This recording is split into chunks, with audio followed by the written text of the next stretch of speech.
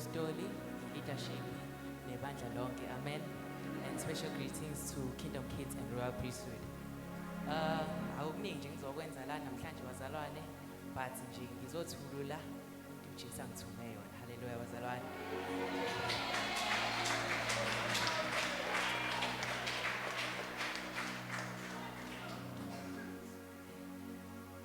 Wala kini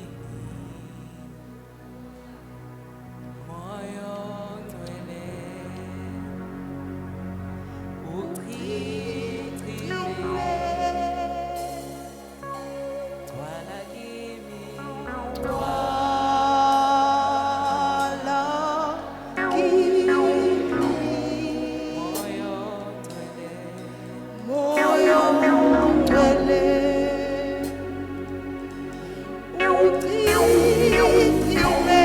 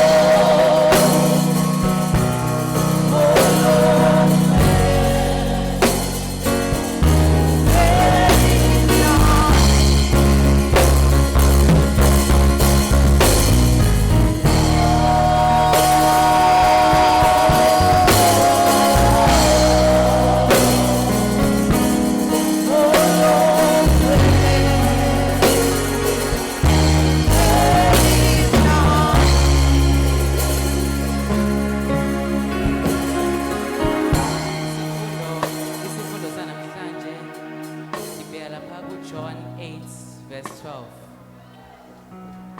Um 12.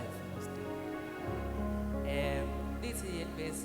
When Jesus spoke again to the people, he said, I am the light of the world. Whoever follows me will never walk in darkness, but will have the light of life. In reality, when Jesus spoke again to the people, he said, I am the light of the world. Whoever follows me will never walk in darkness, but will have the light of life.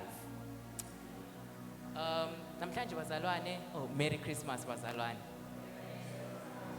Namhlanje is a very significant day. It's called Christmas. But mina, as Christians, we believe that ukuzalwa kaJesu, and it is like that. UJesu wazalwa not just because he had to die on the cross for our sins, but he was the light in the world. So on the night Jesus was born, the world was dark. It was because the spiritual realm was filled with darkness. People were expecting God to send a word or command to change the circumstance, but God did not send that word or command, but he sent the light. We have, as abazalwane, we have expectations on how God should do things, but God has his own way. Ingakho ethi uNkulunkulu thina asazi isikhathi noma usuku uJesu abuya ngalo uyo laziyo. So kahle kahle bazalwane, lento ichaza ukuthi Jesus, God knows more than us. So as abantu bebelindele leyo word or command, God sends a light. What is light? Light is wisdom, knowledge, revelation, truth, righteousness, and it symbolizes God's presence. That is light. So the light of the world did not arrive as people expected. It arrived as a human. In his humane, even though he was human, just like us, but he had that light in him, which is Jesus. So bazalwane niyabona ngithi umzimba bese kuba uJesu. Jesus is not the body. Jesus is the Son of God. He is a spirit that entered a body that was delivered through Mary. Henceforth, why ingelosi kwakumele kube yiyona eya kuMary imtshela ukuthi there will be a son. And then angithi a human child is kumele kube khona ubaba nomama, but in kule circumstance ukuthi ngisathi uJesu ezalo kwaba khona umuntu wesifazane kuphela. So Jesus needed a womb, not a male, because Jesus, he is the light. The night Jesus was born, shepherds were watching their flocks in the dark. So siyasazi bazalwane istory saJesu. Wakhona ke ama-shepherd ke ayigade imfuyo yilokhu zama flocks awo, and then kwakumnyama bazalwane. And then there was the sky was lightened. You know why bazalwane ngibalekile ukuthi kwakukhanya? Because uJesu uyena owaletha ukukhanya. So kahle kahle the sky was reflecting Jesus' light. So that's why the sky was lightened, not ukuthi ilokhu kwakukhanya. So when the sky was lightened, they were afraid. So bazalwane kuchaza ukuthi as brethren we are not afraid of the darkness, but when our light is showing up, we start to be afraid.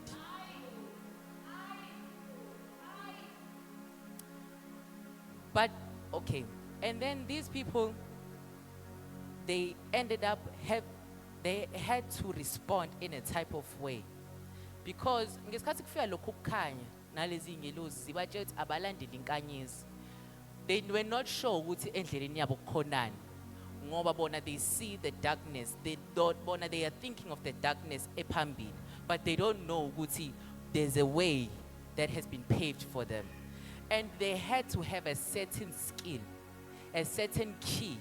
So without this key, your light cannot be unlocked in your life. And this key is called faith. Bazalwane, yazi khona umuntu ongayichaza kangcono. Brother Lwandile wozongichazela ukuthi yini faith?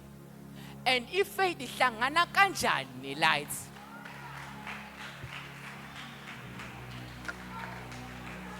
Shatalabasaya likapasaya inimandos. Bazalwane ngizochaza yini ifaith. Shatalabasaya. Help me Holy Spirit.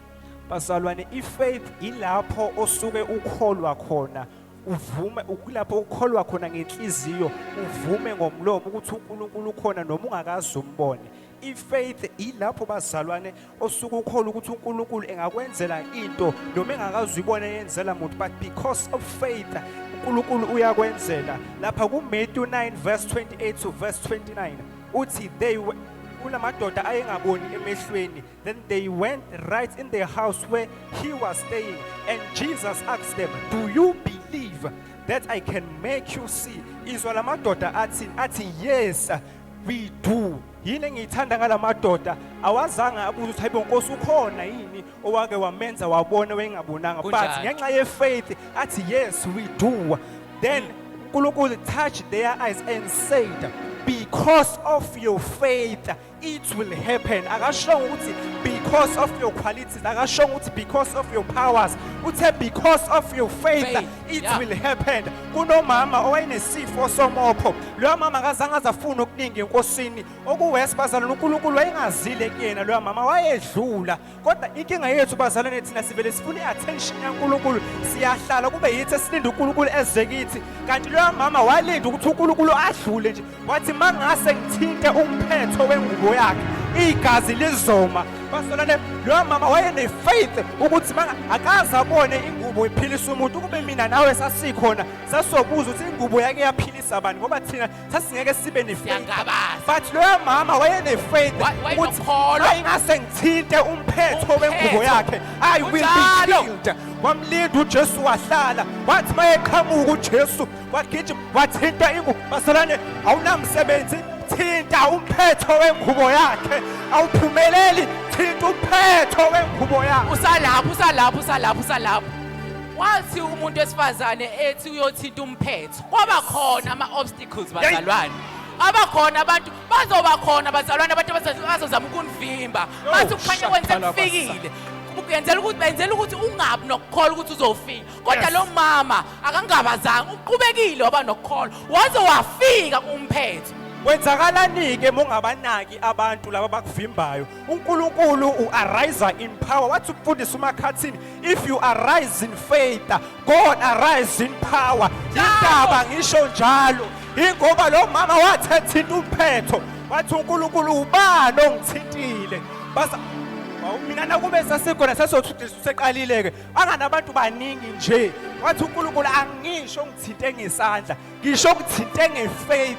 Kwenzakalani bemthinta ngefaith? Amandla uNkulunkulu asuke, ngoba wathi uNkulunkulu ngizwa amandla engishiya, okusho ukuthi if you arise in faith, God arise in power.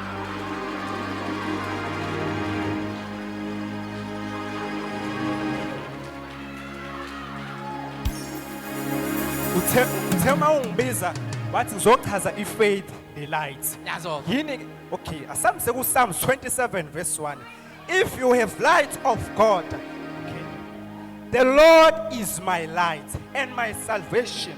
Why should I be afraid? Hey! Why should I be afraid? That means if you have light of God, you have faith that nothing will. Ngamanye amazwi, la madoda ama-shepherds la ngesikhathi enokusaba when the sky was still lighting, bebenokusaba bengakahlangani ne-light. Sho ukuthi uma befika kwi-light babezovele bequleke straight ngoba bebenokusaba. Shuthi usungabi nokusaba, must have faith, because uma usune-light enkulunkulu izimo ezibona ayisaboni wena, seyibona uNkulunkulu. Yindaba ngisho njalo eBhabheleni kule ndoda ekuthiwa uDaniel waspend isikhathi sakhe somthandazo noNkulunkulu, wayethandaza 3 times a day. Yini ngithi yindaba ngithi izimo bayibona wena asiboni wena, sibona uNkulunkulu, because bathi bemfaka emphandweni weingonyama kanti abazi bafaka umuntu ohlele emthandazweni, bafaka umuntu osefana noNkulunkulu. Bathi bemfaka ingonyama ayibonanga uDaniel, ngoba kube zabona uDaniel zazobona into yokudliwa, but zabona uNkulunkulu, ingonyama ehlule ezinye ingonyama.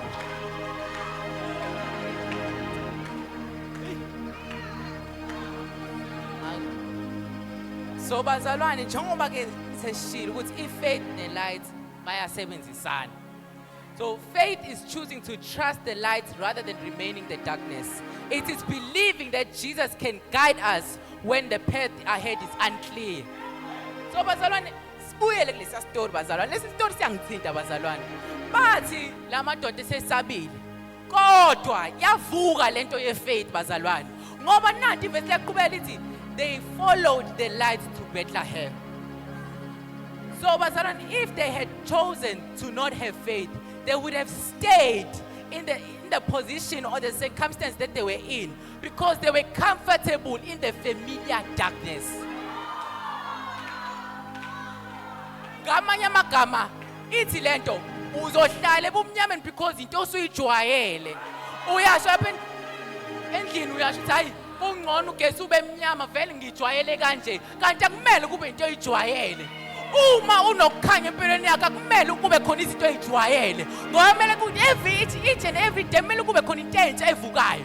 So ngamanye amazwi i-light ne-abundance iyahambisana, ngoba ngesikhathi kuvuka izinto ziyakhula lento ibizwa ngani nge-abundance. Hayi, cela ukuchazela ifaith isizaphi. ifaith iyakusiza ukuthi uobeye uNkulunkulu. KuHebrews 11 verse 8 uthi, it was by faith that Abraham obeyed when God called him to leave home and go to another land that God would give him his inheritance. He went without knowing where he was going. When unenkinga ngoba uNkulunkulu mayithi ngomhla ka31 siyakhonza ikingdom lafu uyabuza hayi usikhonza kanjani abe sihlele emakhaya kanti uAbraham waya engazi ukuthi uyelani. Ngizothini namhlanje ngizothi ukuze ube neabundance ukuze empilweni yakho kuchichime woza ngomhla ka31 ngoba inheritance itholakala endaweni yomthandazo.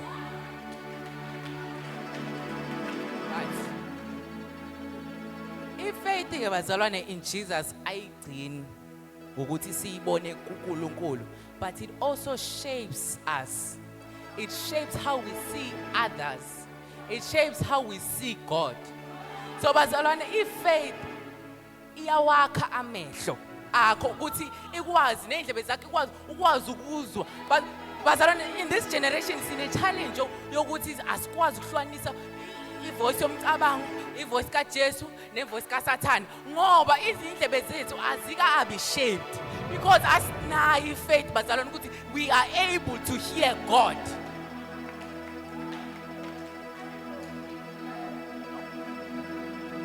His light reveals grace instead of judgment. Bazalwane, royal priesthood aniye judge. The minute you judge yourself, you are cancelling the light upon your life. When bazalwane, yes, ezingani uyahlupha, but it does not mean ukuthi ngakusasa awukwazi ukushintsha. Leave your judgment behind and receive the light, because when you receive the light, you shall inherit grace. Yaqhubeka le ndaba ithi asigcini ngo grace no judgment, but singena na hope instead of despair. If faith ikwenza ukuthi ube nethemba. Yazi bazalwane, this week was it Monday? Is it Monday? Yes. Umpostoli, well uma ngangihamba naye. Hey, bazalwane ethi uyabook. Ngisabathe mina ngithi hayi ungabook. Bazalwane niyabiza le ndawo le afuna ungisa kuyo. But what umana kumina? I am teaching you faith. Nangempela bazalwane kwaku4 ntambama. Ngakusasa ekseni ngo8 ayisingenile imali isingaphezulu irefund yale mali ayikhiphe ngayizolo. Uphila ngefaith akubonakala ukuthi uyahlodelwa noma kukhona. Uma uphila ngefaith you hey.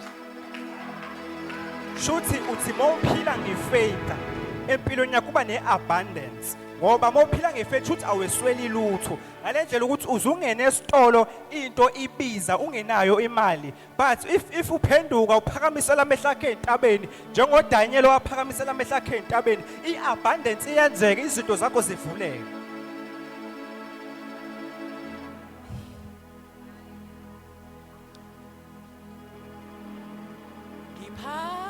Phakamisela amehlo wami ezintabeni. Ngoba usuyithinta le ndaba sengiya understand ukuthi ingomani abantu beyicula le ngoma. Benginokungaba lengoma iculelwana, but sengiya understand manje because bona they understand the key to survive in this earth ukuthi ube nefaith. Ngoba hlazona waba nefaith bazalwane, you shall inherit light. You shall inherit Jesus. When you have light, bazalwane, ngekuphinde kube mnyama empilweni zenu bazalwane. When you have light, bazalwane, nothing is impossible without God. So without light, also nothing is impossible. Today, umhla 25. Siyabona manje insuku zasondela unyaka wokuemerge ngathi usuyaphela kodwa ungalahli ithemba. Do not lose faith because yewuwahle bekusasa mawuvuka lento ubulukhu ikhalela unyaka wonke uzovela uyithola. Uyabona masuthinta leyo yokuphakamisela amehlo eintabeni. Ungikhumbuza uDavide wayengafunwa ubaba wakhe. uDavide wayethi behamba beke ekwaluseni abanye ezinye izingane zihamba nobaba babo iziyogadwa, kodwa uDavide wayazi ukuthi amandla akhe atholakala kubaba wakhe ongashiyana ongalahlani. wathi uDavide ehlangabezana nengonyama nebhere esempini uDavide akazange azathi ngokuba boma akangifuni ngiyayishiya izimvu zakhe akayishiyanga izimvu zakhe wakwazi ukuthi ame avikele izimvu wenzani kuDavide ukuze athola amandla waphakamisela amehlo akhe ezintabeni manje uyabheka ubaba wakhe akekho kanti thina sazi ukuthi akabheki ubaba wakhe ubheka uNkulunkulu kwenzakalani meqeda ukubheka ezintabeni wehla amandla kaNkulunkulu wakwazi ukudwenga urebele. Kingdom kids, yekani ukuyobheka obaba abanishiya ngoba ukhona ubaba osezulwini. I am a result of that. He is a result of that. Asinabo baba namhlanje sino mama kuphela kodwa ukhona ubaba wethu osezulwini oma nathi njalo. So bazalwane, on Christmas we celebrate more than just a birth. We celebrate the moment God invited the world to step out of darkness and into the light. So today, wherever you are, bazalwane, just know and have faith in the light because the light has come. Ukhanya sekufikile bazalwane. Ngithi ukhanya sekufikile bazalwane. Kulesikhathi samanje uNkulunkulu kufanele amehlo akho siyathandaza njengamanje. Shathalabasana. Speaking tongues in the name of Jesus. Isikhathi sakho sokuthandaza, isikhathi sakho sokugena ifaith.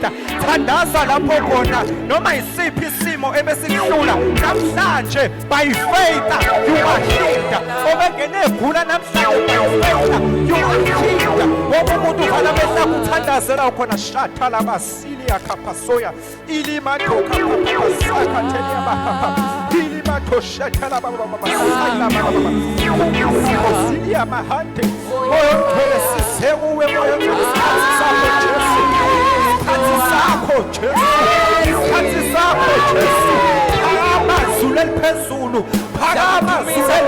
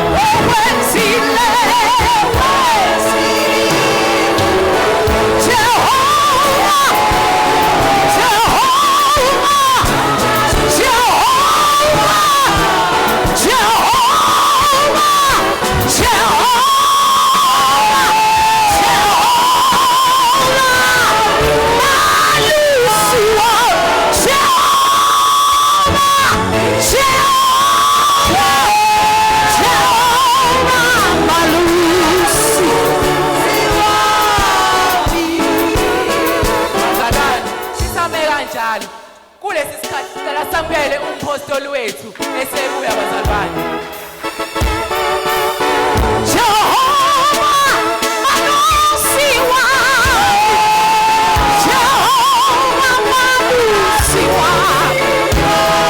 Jehovah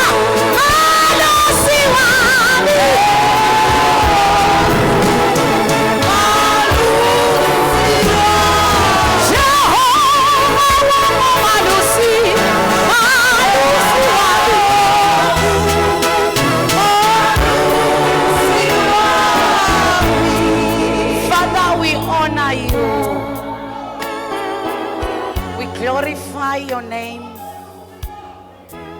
and we thank you. Whew. Thank you for the light. Thank you for increasing our faith.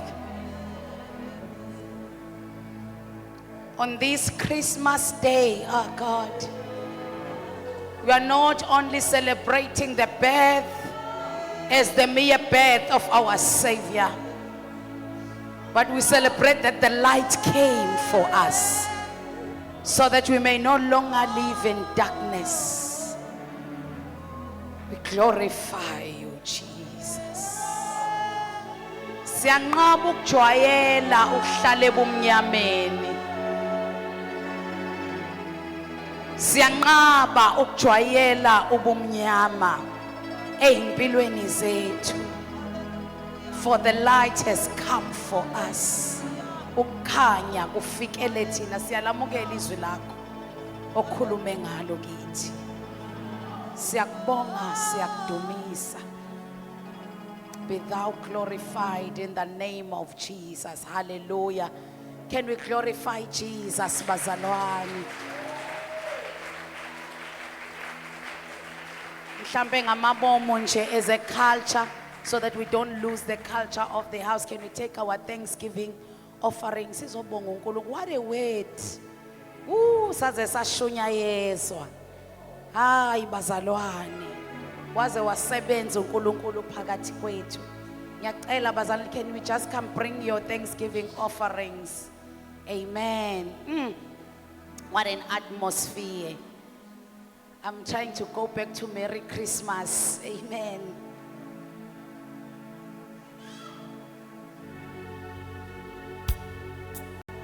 Hallelujah. Can we just come and give? Hey, shukla siyekela baba. Oh God. Come and give your